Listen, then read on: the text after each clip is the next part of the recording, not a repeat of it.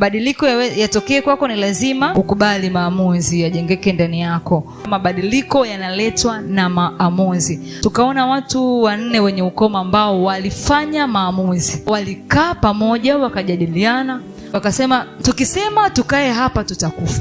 Haya basi, twende tukaliendee jeshi la Washami. Wakituhifadhi hai tutaishi, wakituua tutakufa.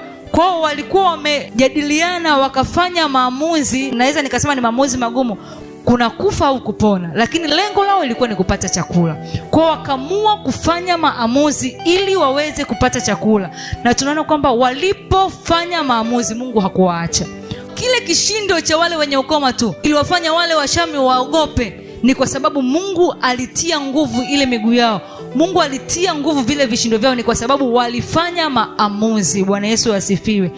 Lengo lilikuwa ni kupata chakula, na walipofika kule walikipata, na wakasema hapana, hizi habari tusiishie nazo tu sisi wenyewe, basi twende tukawapelekee wengine habari hizi njema, kwa sababu njaa haikuwapata wao tu 4 tu, hapana. Njaa, kumbuka, ilikuwa ni juu ya lile taifa. Kutokana na maamuzi ambayo wale wenye ukoma 4 waliyafanya, yalisababisha uponyaji au upatikanaji wa chakula juu ya lile taifa. Bwana Yesu asifiwe. Mabadiliko yatokee kwako, ni lazima ukubali maamuzi yajengeke ndani yako. Mabadiliko yanaletwa na maamuzi. Tukaona watu 4 wenye ukoma ambao walifanya maamuzi, walikaa pamoja, wakajadiliana, wakasema tukisema tukae hapa tutakufa.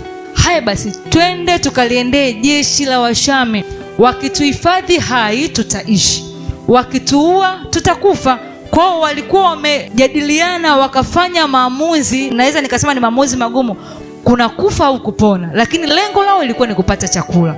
Kwao wakaamua kufanya maamuzi ili waweze kupata chakula, na tunaona kwamba walipofanya maamuzi Mungu hakuwaacha. Kile kishindo cha wale wenye ukoma tu iliwafanya wale Washami waogope, ni kwa sababu Mungu alitia nguvu ile miguu yao. Mungu alitia nguvu vile vishindo vyao, ni kwa sababu walifanya maamuzi. Bwana Yesu asifiwe.